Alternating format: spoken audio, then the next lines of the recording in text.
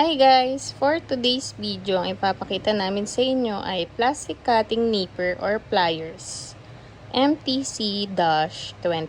So guys, ito siya.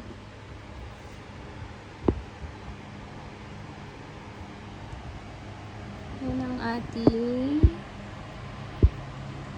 plastic cutting nipper or pliers MTC-22. So, what is the use of plastic cutting nipper or pliers MTC-22?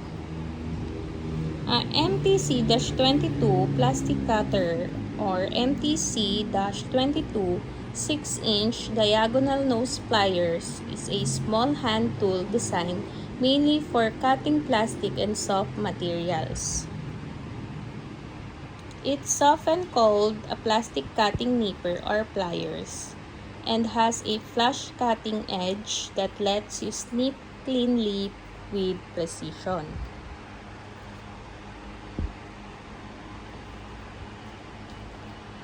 Primary uses: cutting plastic parts such as trimming plastic screws, runners, or gates from model kits and small injection or molded pieces. Number 2. Trimming PVC, rubber, and other soft plastics. Effective on softer plastic materials and components.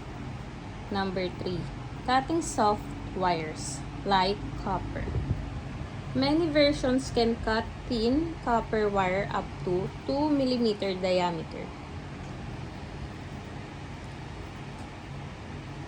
Number 4. General small scale trimming. Useful in DIY, crafts, electronics assembly, hobby work, and light maintenance. So how it works? It's like tiny diagonal cutting pliers. Number 1. Flush cutting blades. Give a clean cut close to the surface without leaving large burrs. Number 2. Spring-loaded handles.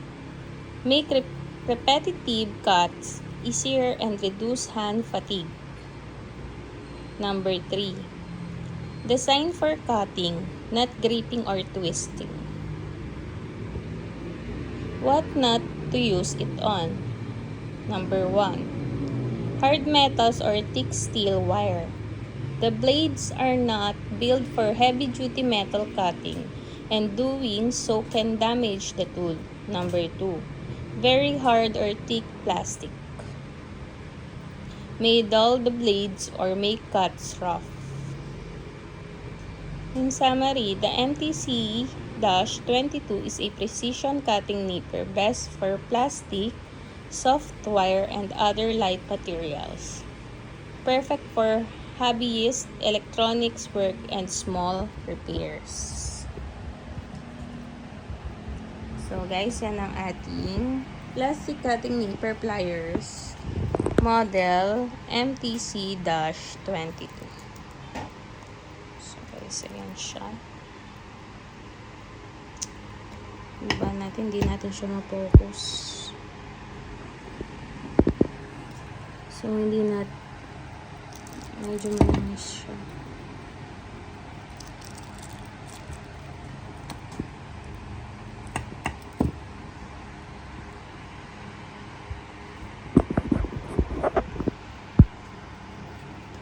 Ating MTC-22. So guys, may nakikita nyo, meron siyang nakaukit na MTC. Ayan siya guys. So, MTC number 22. Ayan siya guys.